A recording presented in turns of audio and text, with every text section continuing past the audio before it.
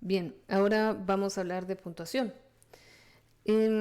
Como vimos un poco, la buena conformación de oraciones básicamente se da a través de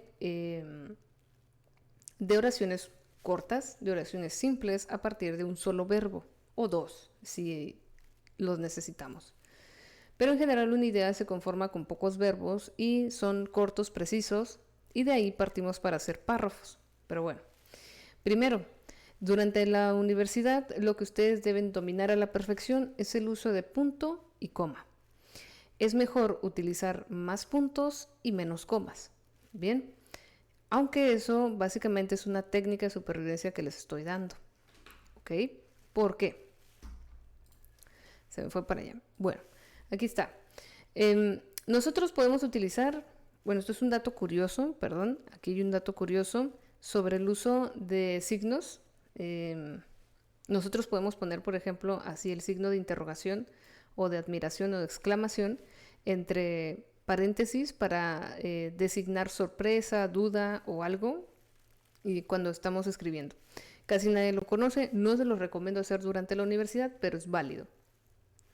Además, también es válido utilizar un signo de admiración al principio y un signo de interrogación al final para designar sorpresa y pregunta a la vez.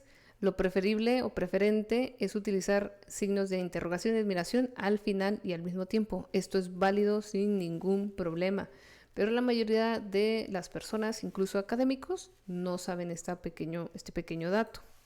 Entonces sí lo pueden utilizar. Ahora, en cuanto al punto, como les decía, cuando ustedes hagan un párrafo, un enunciado o traten de describir una idea, utilicemos más puntos y seguidos que el uso de comas. Por ejemplo, aquí tenemos este párrafo. Diego y Clara estaban dando, aquello es un verbo compuesto, un paseo por el parque. El sol brillaba con fuerza en el cielo. El otoño cubría el paseo con sus hojas. Bueno, tenemos este enunciado, estos enunciados o estas oraciones. La idea principal de este párrafo, ¿cuál es? Diego y Clara estaban dando un paseo por el parque. El sol brillaba con fuerza en el cielo. El otoño cubría el paseo con sus hojas. Bueno, lo más importante es que acá la idea principal es que Diego y Clara estaban dando un paseo por el parque. Estos son el sujeto de todo el párrafo, nada más. La idea principal es que estaban dando un paseo por el parque, pero en el parque resulta que el sol brillaba y que además el otoño cubría el paseo con sus hojas. Es decir, a estas se les llaman, tanto a esta como a esta otra, se le llaman oraciones subordinadas. Que si las quitamos, no cambian o no quitan el sentido a toda nuestra idea de la oración, nuestra idea principal. Si yo las quito, yo ya sé que Diego y Clara estaban dando un paseo por el parque. Bien, y normalmente un párrafo se conforma de eso, de ideas principales que vamos reforzando con argumentos. Ya lo iremos viendo un poquito más adelante. Entonces, de preferencia, ustedes hagan sus pausas con esos puntos y seguidos para separar sus ideas, de preferencia. Pero a la vez, no exageren con el uso de puntos. La recomendación que yo les doy es la siguiente. Normalmente en una oración entre puntos utilicen solo 2 comas.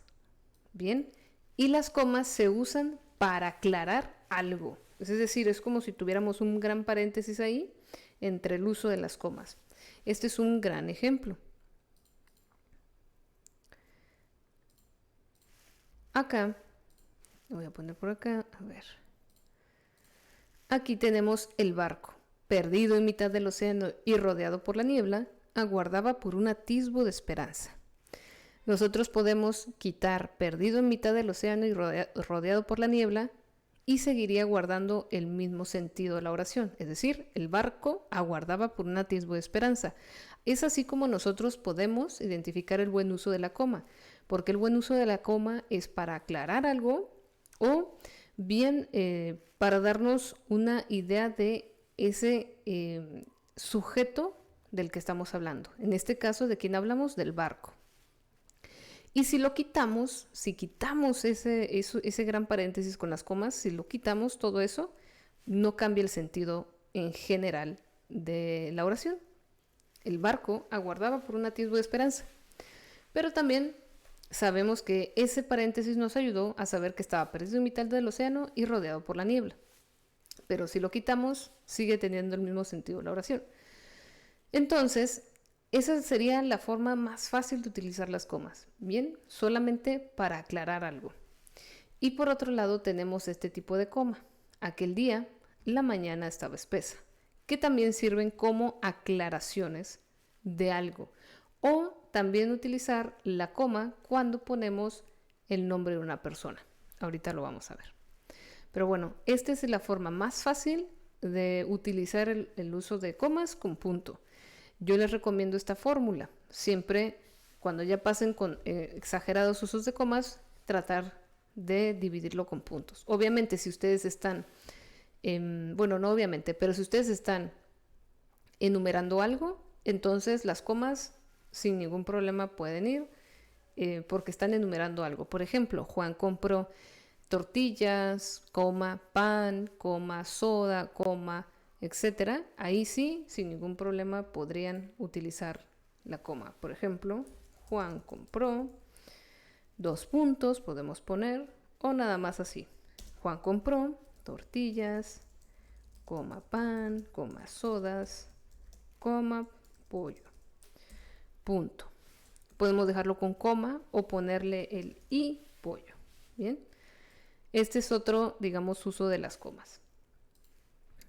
Pero en general el punto lo que hace es poner final al texto o dar una gran pausa al texto.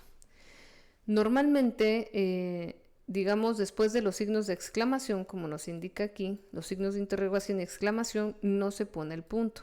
Bien, me vino a saludar, coma, signo, más bien minúscula, signo de interrogación y minúscula, coma, minúscula, pero me hice el tonto, ¿no? ¿Sabes? Pero me hice el tonto. Ese es el uso correcto. También podemos utilizar, como nos indica aquí, si yo digo el... Ahí, vamos a tenerlo acá. Ana preguntó, ¿estás ahí? Nadie respondió. Si se dan cuenta, aquí lo que hice, otra vez se cambió, lo que hice fue poner la coma, signo de interrogación minúscula, punto, aquí ya hay es un punto tácito, digámoslo, y mayúscula. Si le hubiera puesto coma, como en el ejemplo de arriba, entonces iría el nadie en minúscula, pero en este caso lo pongo en mayúscula, debido a que no pusimos coma. Bien. Ahora, como les había comentado, es mejor separar por comas el uso de ideas, pero no utilizarlas tanto. Y puntos, es mejor utilizar más puntos que el exceso de comas. ¿Por qué? Porque las ideas no se entienden y lo que queremos es que el otro entienda, no que nuestro ego sea el hecho de escribir de forma revoltosa, porque decíamos que se entienda que somos muy inteligentes, muy intelectuales o que sabemos sobre el tema. De hecho, no. Mientras más concisos, más orden de ideas y más sabemos sobre su dominio del tema. Entonces, aquí nos dice, si los periodos tienen una gran longitud considerable, es mejor separarlos con punto y seguido. Por ejemplo, este verano, varios vecinos del inmueble tienen previsto poner en venta sus respectivas viviendas. Por consiguiente, o también podría ser, sin embargo, coma, no obstante, coma, son previsibles numerosas visitas de posibles compradores. Entonces, ahí ya tenemos la división muy puntual de 2 ideas. Varios vecinos del inmueble tienen previsto poner en venta sus respectivas viviendas, por consiguiente, son previsibles numerosas visitas de posibles compradores. Aquí muchos podrían poner coma, pero es mucho mejor poner punto, porque es una oración muy larga y la vista se siente cansada. Resulta que hay estudios sobre eso. La coma hace que la vista se sienta un poco cansada. Ahora, no es lo mismo decir no huele a gas a no, coma, huele a gas. Es decir, sí. La coma aquí funge un papel de la palabra sí. No espere a no, coma, espere. Porque le estoy diciendo que espere. No tenga clemencia a no, tenga clemencia. No queremos saber a no, sí queremos saber, que esa es la función de la coma, es el sí en este caso. Entonces hay que tener ahí cuidado. También podemos decir que el uso en la lectura, nosotros podemos relacionar las notas musicales con la espera, más bien el uso de las comillas, punto y coma y punto con las notas musicales. Si yo tengo la coma, voy a esperar medio tiempo, que es más o menos una palmadita rápida. Si yo tengo punto y coma, yo voy a esperar un tiempo, que es un sonido más prolongado. Y si tengo un punto, entonces yo voy a esperar 2 tiempos. Es 1, 2. Entonces punto y coma sería 1, coma sería 1. Bien, nada más para que vean la diferencia del sonido cuando ustedes lean. Y eso es importante. Bueno, ¿se puede poner coma entre sujeto y predicado? Pues no. No podemos poner coma entre sujeto y predicado a menos que sea una coma vocativa. Es decir, francamente, querida, me importa un bledo. Aquí hubiéramos puesto nada más, francamente, me importa un bledo, pero aquí quisimos hacer un énfasis en querida. Entonces, también nos dicen que no se pone coma, por tanto, después del límite en el siguiente ejemplo. Los alumnos que no hayan entregado el trabajo antes de la fecha límite no aprobarán. Es decir, no hay necesidad de poner una coma aquí. Bien, puede ir de corrido. Por eso, digamos que el uso de comas normalmente son comas vocativas, comas aclarativas o, bueno, eso es el uso general. O comas para dar pausa porque estamos enlistando cosas, como globos, cojines, calcetas, etc. Eso ya sería separar las comas.